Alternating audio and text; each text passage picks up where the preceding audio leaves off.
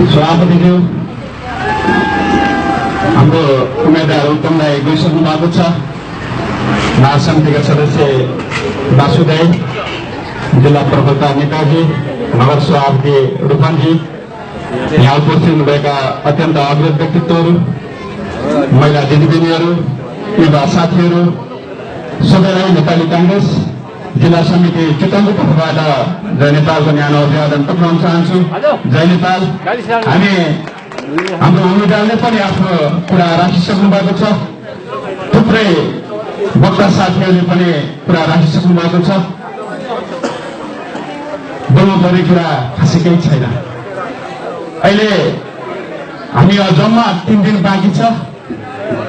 3 दिन हामी सबैले समय दियौं भने 5 वर्ष काम गर्ने जिम्मा राजेन्द्र फुटबलपट्टि र उत्तम आचार्यको हुनेछ। 3 दिन हामीले मेहनत गरेन भने हामीले फेरि 5 वर्ष पछुताउनु पर्छ र हामीले त्यो बेलामा सोच्छ 3 दिन हामीले मेहनत गरेको भए 5 वर्ष पछुताउनु पर्ने थिएन कि चितवनको क्षेत्र नम्बर 1 मा फेरि सुरेन्द्र पाण्डेले जित्ने, फेरि किसा खनालले जित्यो भने यो हिजो आजसम्म जस्तो छ भोलि पनि त्यस्तै हुनेछ। देशको समृद्ध विकास र देशले पनि निकास नपाउने हामीले एकचोटि फेरि गल्ती गरेछ भन्ने हामीले महसुस गर्नुपर्नेछ। त्यसकारणले कांग्रेस चितवनको सचिव भएको नाताले तपाईहरू सबैलाई सबै कांग्रेसका अग्रज व्यक्तित्वहरू हुन्छ, महिला दिदीबहिनीहरू हुन्छ, युवा साथीहरू हुन्छ। 3 दिन हामीले बिहान दिउँसो बेलुका नभनिकन खटौँ र कांग्रेसका उम्मेदवारहरूलाई रूपचनामा मतदान गर्न म आग्रह गर्न चाहन्छु। अहिले देशको परिस्थिति फरक ढङ्गबाट मोडिएको छ। देशले हामीले शासन व्यवस्था सबै परिवर्तन गरिसक्यो, संविधान धरि देखिसक्यो, स्थानीय तहको निर्वाचन धरि गरिसक्यो, पहिलो चरणको निर्वाचन पनि कांग्रेसको नेतृत्वमा भइसक्यो। अहिले वाम गठबन्धन कम्युनिस्ट गठबन्धन किन आवश्यक थियो? कुनै आवश्यक थिएन। बेमौसमीको बाजा छ यो। कम्युनिस्टहरूले सोचे हामी 17औं शताब्दीमा चीनमा माओले जुन शासन लिएर आएका थिए 21औं शताब्दीको नेपाली जनताहरूलाई फेरि 17औं शताब्दीतिर लान सकिन्छ कि भनेर बाबुराम पचन्द र केपी ओलीले प्रार्थना गरेका छन्। त्यति मात्रै कुरा हामीले बुझ्न जरुरी त्यही छ र नेपाली जनता र चितवनको क्षेत्र नम्बर 1 का सबैले जनसमुदायलाई हामीले बुझाउन जरुरी छ।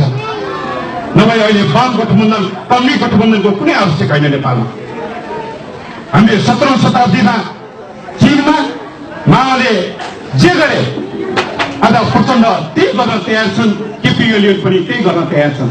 हामीले सुरेन्द्र पाण्डे र कृष्ण खनालका कार्यकर्तालाई भन्न जरुरी छ, कहीँ कतै हुनुहुन्छ भने पनि तपाईले पनि सुन्न जरुरी छ। एमाले लोकतान्त्रिक भए 46 सालबाट यता कांग्रेसले कान्छी औँलो दिएर एमालेलाई हामीले लोकतान्त्रिक धार बनायौं, हामीले लिएर आयौं, एमालेलाई सच्यायौं। कतै कतै भन्ने गर्थे कम्युनिस्टहरूले एमाले पनि भाइ कांग्रेस भयो भनेर भन्थे।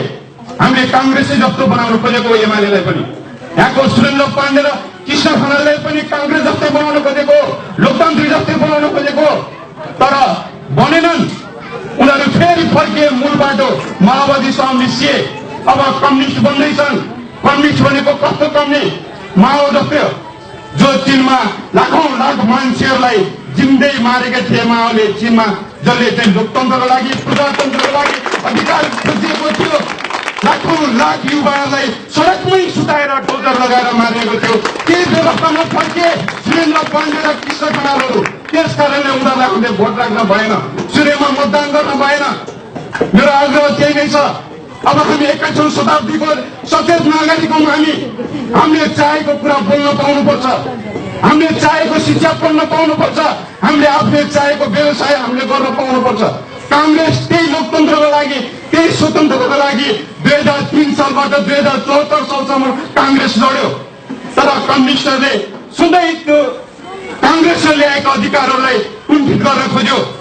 त्यो अधिकारलाई अझ बढी कुण्ठित गर्नलाई अहिले फेरि कम्युनिस्ट गठबन्धनको नाममा कम्युनिस्टहरू एक भएका छन्। 50 वर्षसम्म शासन गर्ने अरे। केपी ओलीले झापामा चितवनबाट प्रचण्डले जित्ने अरे अनि 50 वर्षसम्म कम्युनिस्ट शासन स्थापित गर्ने अरे।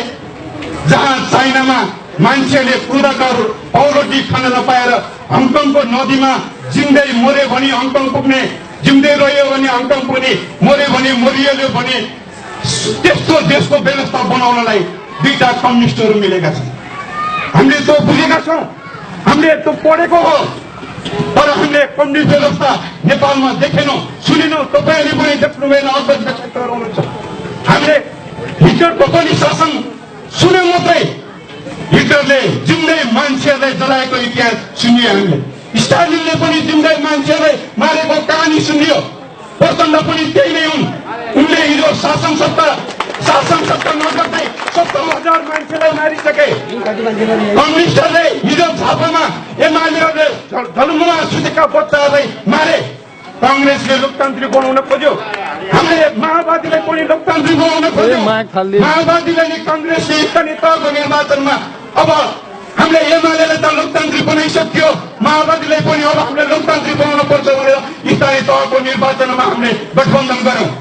तर एमाले र माओवादी सचिएनन्।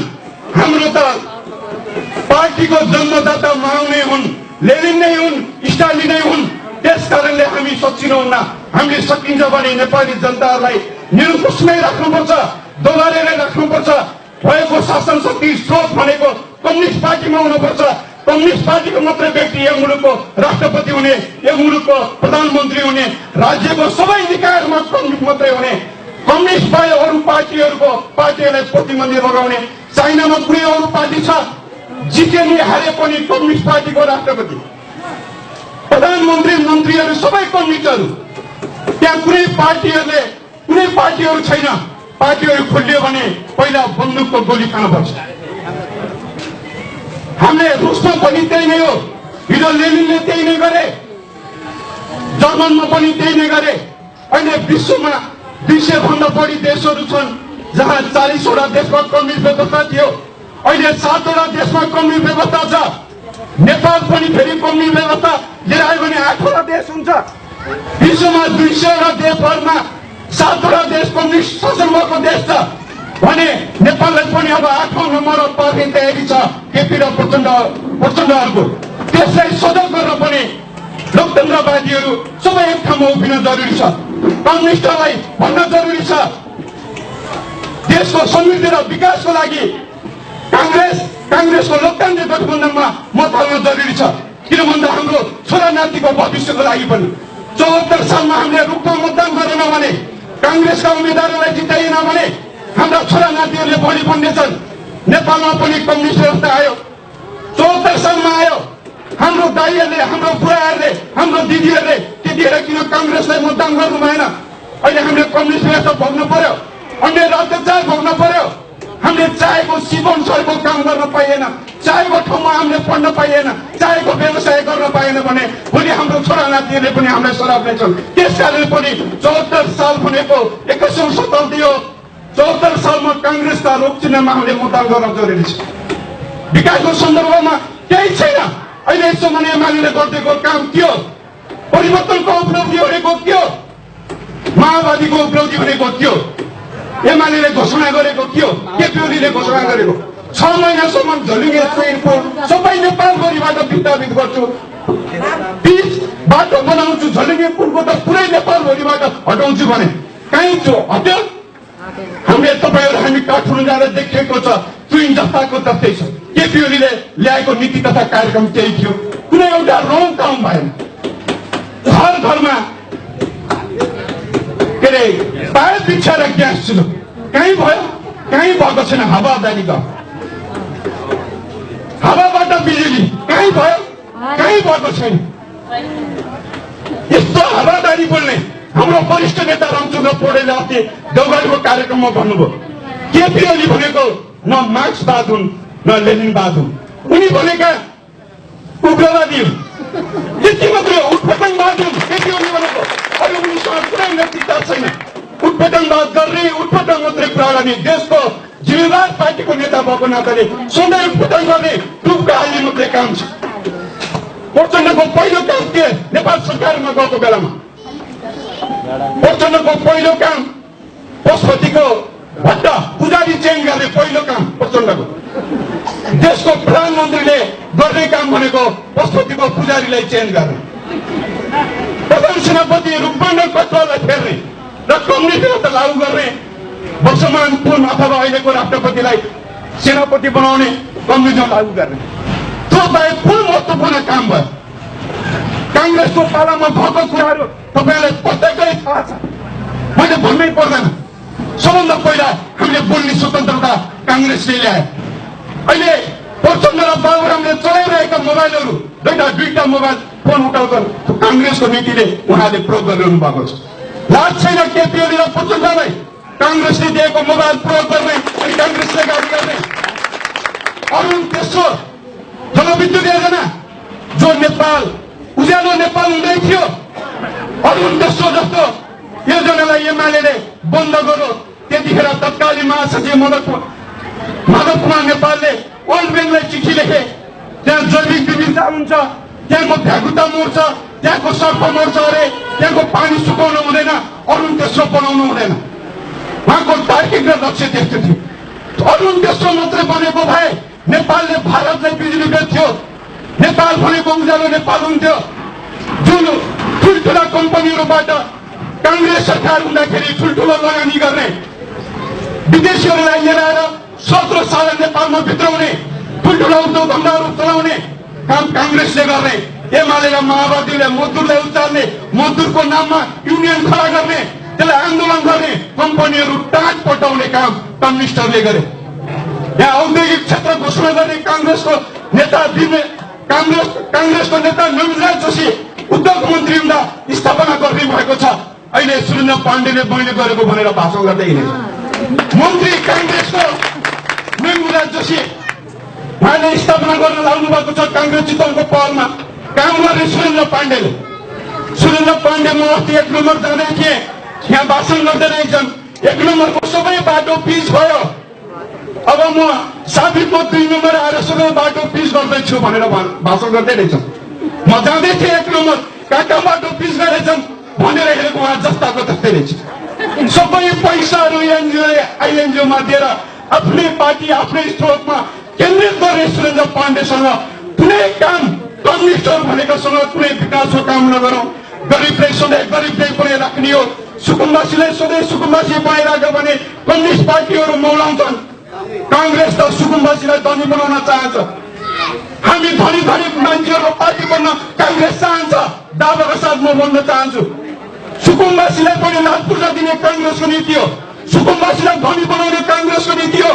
सुकुम्बासीलाई धनी बनायो भने कांग्रेस पार्टी ठुलो हुन्छ, लोकतन्त्र जीवित हुन्छ, लोकतन्त्र बलियो हुन्छ। तर सुकुम्बासी सधैँ सुकुम्बासीलाई बोलिराख्यो भने एमाले बलियो हुन्छ, माओवादी बलियो हुन्छ। त्यसकारणले सबै सुकुम्बासीलाई पनि कांग्रेसले धनी बनाउने चाहने नीति कांग्रेसको छ। हिजो बिपी कोइरालाले 15 सालमा भन्नुभएको मध्यम वर्गको परिवार सबैलाई बनाउँछु भन्ने नीति कांग्रेसको हो। त्यसकारणले 3 दिन हामीले मेहनत गरौँ। चितवन कांग्रेसले 5 वर्षपछि यही ठाउँमा आएर तपाईहरू पछुताउनु परेन। कांग्रेसलाई तपाईले रविन्द्र बुल्लाकोटी र उत्तम मान्छेलाई जिताउनु भएको कारणले यो काम भयो भनेर चितवन कांग्रेसको नाताले म तपाईको अगाडि आएर भन्ने छु, तपाईलाई पछुताउनु नपर्ने गरेर कांग्रेसका उम्मेदवारले काम गर्नुहुनेछ। 3 दिन तपाईहरूको जिम्मा 5 वर्ष काम गर्ने कांग्रेसका उम्मेदवारको जिम्मा। त्यसकारणले म तपाईहरू सबैलाई आग्रह गर्न चाहन्छु, 3 दिन हामीले मधेसी कम्युनिस्टले आँखा झुकाएर, कम्युनिस्टले छलकपट गरेर, झुटो बोलेर कम्युनिस्टले सधैँ नेपालमा शासन गर्न चाहे। ठुल्ठुलो पार्टीहरू बने, नेपाल अराजकतिर गयो, नेपाल विखण्डनतिर गयो, नेपाल टुक्राउन समय लागे। त्यसकारणले स्थायी र चिर शान्तिको लागि, समृद्धिको लागि कांग्रेसलाई चुनाव जिताउन आवश्यक छ। कांग्रेसको रूप चिन्हमा मतदान गरेर आग्रह गर्न चाहन्छु। धन्यवाद। जय नेपाल।